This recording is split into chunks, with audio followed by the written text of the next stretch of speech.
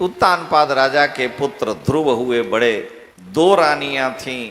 ध्रुव जी का अपमान उनकी सौतेली माँ ने कर दिया कि तुम पिता की गोद में नहीं बैठ सकते। तो ध्रुव जी दुखी होकर अपनी माँ के पास गए। माँ ने कहा कि तुम्हारी सौतेली माँ ने ठीक कहा है, तुम मुझ बड़ी रानी सुनीति के पुत्र हो, ये तुम्हारा दुर्भाग्य है, इसलिए कि मेरे गर्भ से जन्म लिए हो। और महाराज मुझे दासियों से भी गई गुजरी दशा में देखते हैं, मैं दासियों से भी दीनहीन दशा में हूँ। स्तन्नेन वृद्धश्च विलज्जते आम भार्येति वावोढुपतिर्मिडस्पतिर्माम। भगवान की विडंबना ऐसी है काल की कि तुम्हारे पिता मुझको अपनी पत्नी कहने में भी संकोच करते हैं, क्योंकि यद दुर्भगाया उधरे गृहीता। तो तुम भगवान की आराधना करो अगर पिता के पद को चाहते हो। ध्रुव जी वन में चले गए। नारद जी उनको ओम नमो भगवते वासुदेवाय मंत्र दिए। 6 महीने में ही ध्रुव जी को भगवान का दर्शन हुआ। 6 महीने की ही आयु में बालू की मूर्ति बना करके भगवान की पूजा करते हैं। यानी कोई भी मंत्र की साधना हो तो भगवान के विग्रह का भी पूजन करना चाहिए। दुर्गा सप्तशती में 2 व्यक्ति हैं, सुरथ नाम का राजा और समाधि नाम का वैश्य है। राजा को चिंता है मेरा राज्य चला गया, मेरा हाथी चला गया, और समाधि नाम के वैश्य को चिंता है कि मेरे स्वजनों ने मेरा सब कुछ ले लिया। दोनों भाग करके कहाँ जाते हैं? सुरथो नाम राधा भूत समस्ते क्षिति मंडले, समाधिर नाम वैश्यो हम उत्पन्नो धनी नाम कुले। अब दोनों दुखी हो करके जब घर छोड़ के जाते हैं तो जाते हैं कहाँ? मेधा ऋषि की शरण में। मेधा माने विशुद्ध बुद्धि, विज्ञान से संपन्न जो तत्वज्ञानी वन में रहने वाला ऋषि है। यानी हर दुख की दशा में, हर प्रकार की विषम परिस्थिति में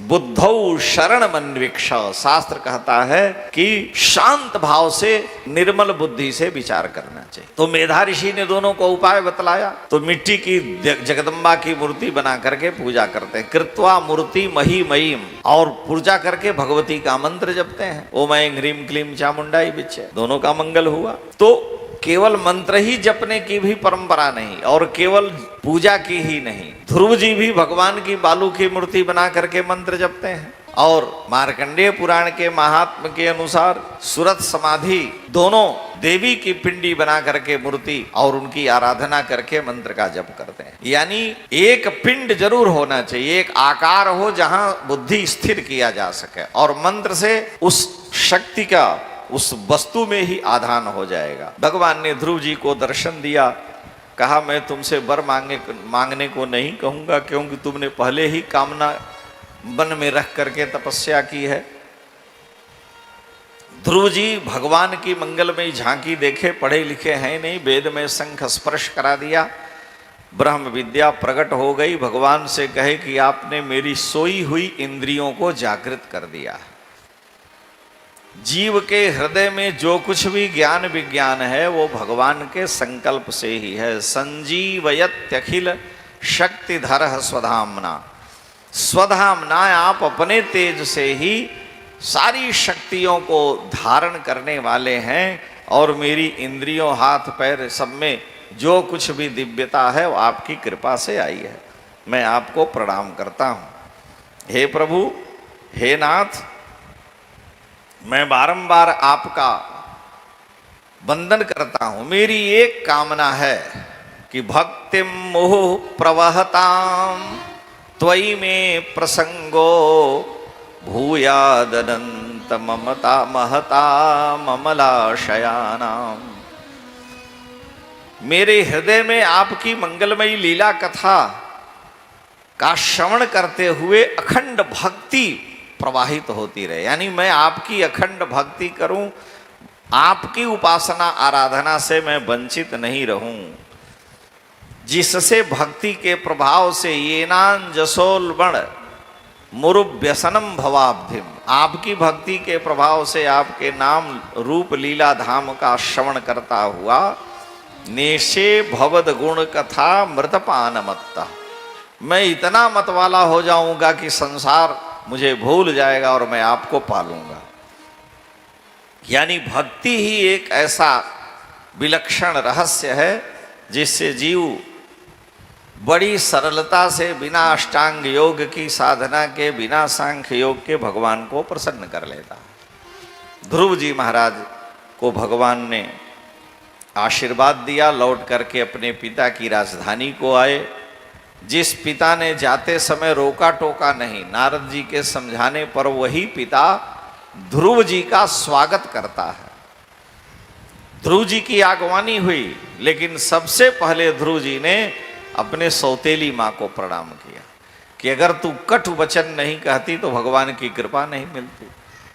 चित्रकूट में जब सब अयोध्यावासी गए मिलने के लिए तो भरत जी सबसे पहले माता कैकेयी से मिले। तुलसी कह रहे हैं कि प्रथम राम भेटी कैकेयी, सरल स्वभाव भगति मति भेई।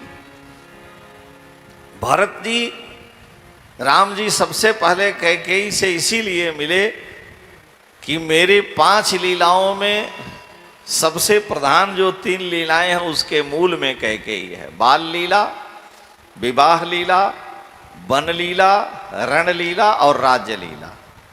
तो बाल विवाह लीला से राम जी के यश का उतना दिव्य गुणगान संसार में नहीं हुआ जितना वन लीला, रण लीला और राज्य लीला से हुआ।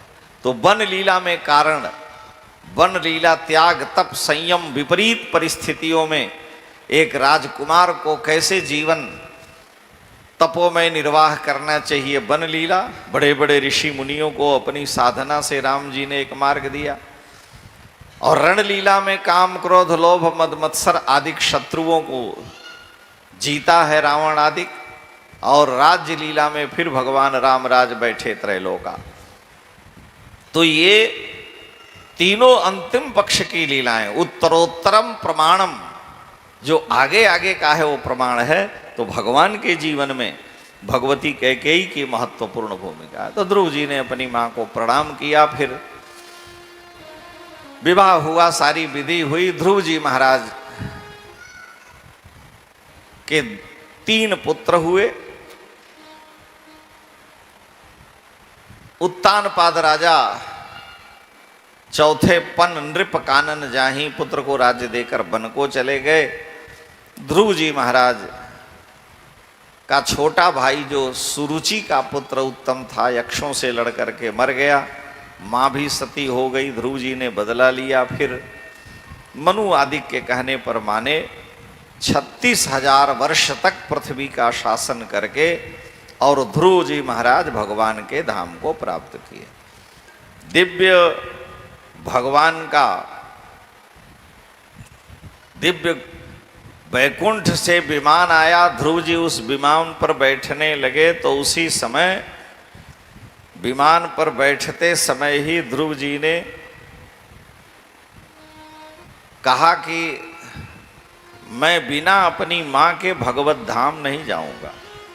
तो भगवान के पार्षदों ने कहा कि देखो तुम्हारे आगे जो विमान जा रहा है वह तुम्हारी मां उसमें बैठी है। स ददर्श विमानाग्रम नवसोवतर ध्रुव, उस दिव्य विमान में तुम्हारे जैसे पुत्र को जन्म देने वाली तुम्हारी मां बैठी है, इसलिए अपने मां की चिंता न करो। तुम्हारे जैसे भक्त को जन्म देने के कारण तुम्हारी मां पहले भगवत धाम गई है। ध्रुव जी आज भी उत्तर दिशा में ध्रुवलोक में विशुद्ध रूप से विद्यमान है और बड़े बड़े ऋषि मुनि ग्रह उनकी प्रदक्षिणा करते हैं।